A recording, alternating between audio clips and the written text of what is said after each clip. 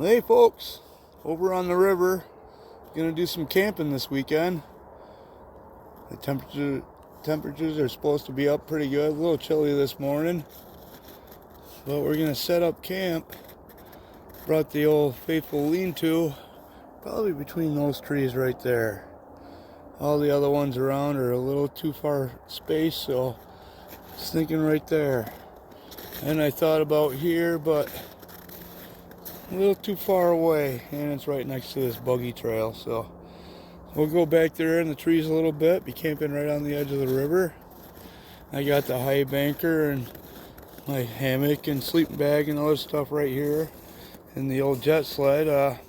Unload this, we'll go back and get the firewood that I brought, and yeah, get all set up, and then get on the river and get that Highbanker going.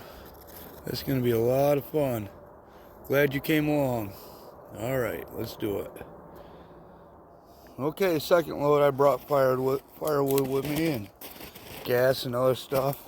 A lot of stuff to bring, but we're high banking too, so it takes extra equipment, and I was able to drive in pretty close and then pull the rest on the jet sled out here, so decided to bring some firewood. That would be nice. Okay, first things first, finish that cup of coffee. And then we'll get the hammock set up in these trees here. Get camp set up, and then we'll start putting that Highbanker together and get her running. Okay, stay tuned. Well, I'm starting to get camp set up. I just wanted to give a little tip. I got this air mattress here, and it's a bag inflatable. I showed this before in my other videos, but what you do is just pick it up like so, and then you just squeeze all the air down into the mattress.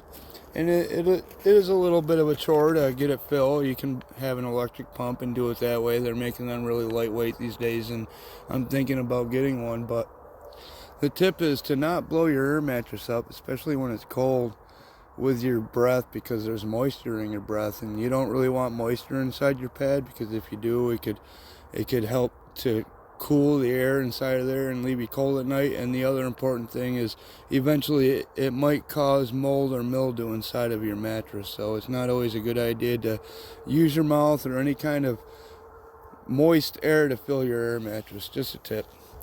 All right, let's keep on setting up camp. Here's another tip. Since it's cold out and it's going to get warmer today, it's probably about maybe it reached 30 degrees by now, but I believe it's going to be up in the middle 40s. So what I've done is I've left my air mattress a little soft, because as it gets warm, the air inside of it will expand. What happens, if you don't know, I'll kind of explain it, is molecules. There's molecules in everything, and when they're cold, they don't move as much, and they get tighter, packed in tighter together on a very microscopic level. You know, we're talking molecules, but as they warm up, they excite more and they move around, and then that creates more room. It expands the air, it expands anything that gets warm and cool. That's why it does the molecular actions. So we leave our air mattress, when it's colder, a little soft, and as it gets warm during the day, it'll expand and be full. Now, if we fill it up completely right now, and then it got warm, it might be a little too much on the seams. It might not make it cause a leak, but we want to create longevity in our equipment. So that's another tip. When it's cold, don't blow it up solid. Let it get solid on its own when it warms up. All right, it's turning out to be a pretty nice day. That sun feels nice. We got the Highbanker going. The legs suck. I'm gonna have to do something different with the legs. I don't quite have enough flow with that engine, but it's working okay. It's better than classifying or just speed panning. You know, before I was classifying and carrying the buckets down here to run the sluice. Now I can do all the work right here. I got a shovel in there and then kind of move the rocks around. It's working. It's going to save time, so see what gold we get. It's not optimal, but we'll work at it as we go and figure it out. Okay, back to digging. Beautiful day on old Mother River. Okay, I shut the pump off before it ran out of gas. Make it a little easier to start next time. Not that it's hard to start, but you know what I mean. We are catching that black sand in there. I'm sure you can see that. So what we'll do now is unhook the hopper and do a cleanup and see what goal we got. And we'll get back to running. Maybe have lunch first, but we'll see. Alright, having fun. Figuring out the kinks of this box. The legs definitely suck. Gonna have to get new legs on it. And maybe put more pitch on that grizzly and just a slick plate on top instead of that punch plate. I don't have that stuff with me, so for today and tomorrow morning we're just gonna run it like this and throw them rocks out by hand. Alright, good times. Let's do a cleanup. Got her cleaned up. It's holding the heavies. I got a few in here. There's about a dozen, but there's a few you can see maybe. A few little baby ones. Not sure if you can see them. The lighting ain't quite right, but there's a few in there. Nothing big. And I panned into my bucket. I panned kind of quick, so maybe there's some in there. We'll save all that stuff up and go through it when we get home. But I'm gonna go get a bite to eat and eat to bite. And yeah, set it back up and run some more, okay? Nice day for it. My right foot is cold though. I was trying to prime my pump, dumping water down the holes with a bucket, and I actually dumped some right down my leg, so my right foot's a little cold. That's alright. Warm it up later by the fire. Okay, good times. Got another run through there before we ran out of gas. I've been running a tank at a time and doing a cleanup. It don't run very long. That's not a lot of gas, and I really gotta scream that engine to get enough water. But as you can see up over here, the sun's about ready to go over the horizon. Pretty soon, they say 15 minutes per finger, maybe 15 minutes to go.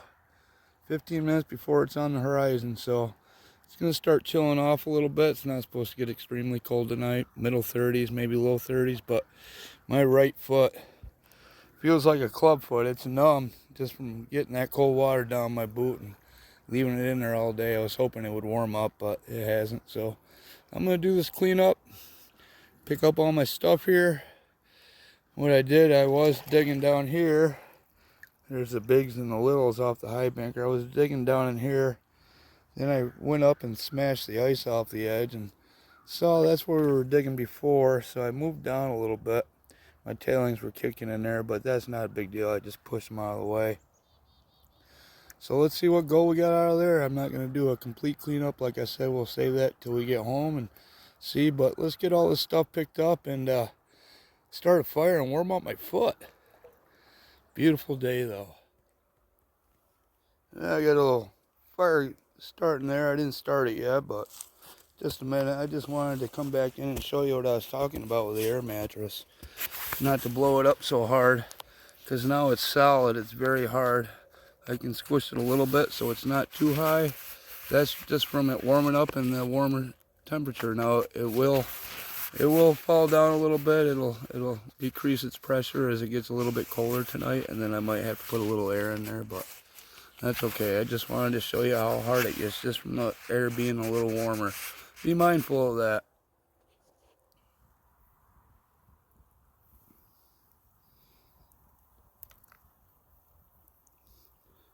I can feel my foot a little bit again.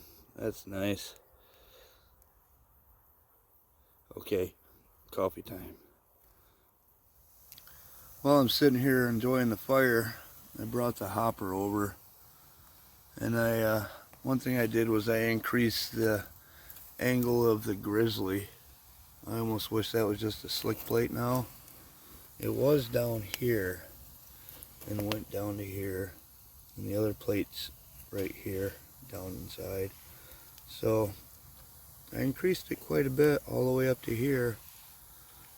And I kind of put both of these pipes back in. I was thinking about just blocking this middle one off, maybe to get those two more force. I need a little more water. And if I can pitch it, but if I pitch it too much to get it get a better flow, the VDR washes right out, so nothing really sticks in it. So I can't pitch the angle of the box too much, so I need a little more water flow. So I'm going to take the garden hose over there, it's sitting over there, and I'm going to decrease its length. We haven't needed probably more than 6 or 7 feet, and we've been using the whole 15 feet the whole time. So